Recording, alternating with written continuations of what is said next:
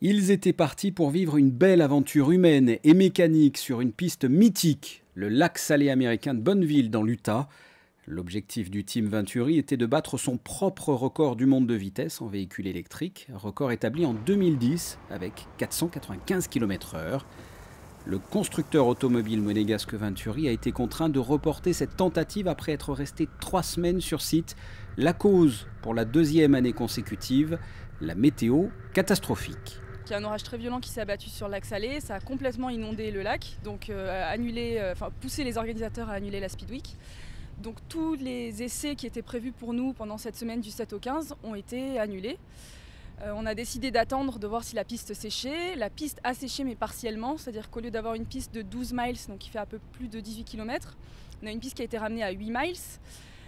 Et donc on avait une distance qui était plus basse et des conditions difficiles parce que même en séchant, ça reste humide. La semaine suivante, alors que toute l'équipe est restée, les averses se sont acharnées de nouveau, accompagnées cette fois de rafales de vent. Il n'avait plus fait ce temps-là en août depuis 1982. La VBB3 n'a pu rouler que 3 jours et effectuer seulement 11 runs.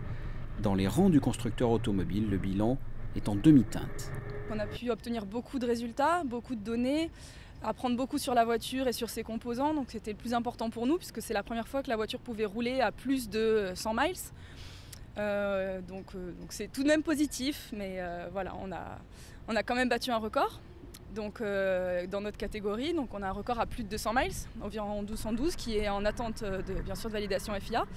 Et une top speed à 270 miles, donc qui est au-dessus de 400 km/h, ça fait 415. Et on voit que ça peut aller vraiment très très vite. Là, on s'est arrêté à 415 km/h, mais on voit que les 600 sont complètement atteignables et que c'est qu'une question de temps. Et voilà, on a manqué de temps, on a manqué de run. Il n'est pas possible de rouler tout de suite jusqu'à une vitesse importante. On est obligé de passer par des runs de préparation et de monter en vitesse progressivement pour vérifier toute la mécanique et l'électronique au fur et à mesure.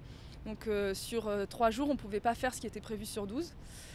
Donc voilà, on est déçus, mais on est tout de même content et ça reste positif parce qu'on sait que c'est possible. L'objectif de battre les 495 km/h, voire même d'atteindre les 600 km/h n'est que partie remise. Ces aventuriers des temps modernes devraient remonter sur la selle de la VBB3 l'année prochaine.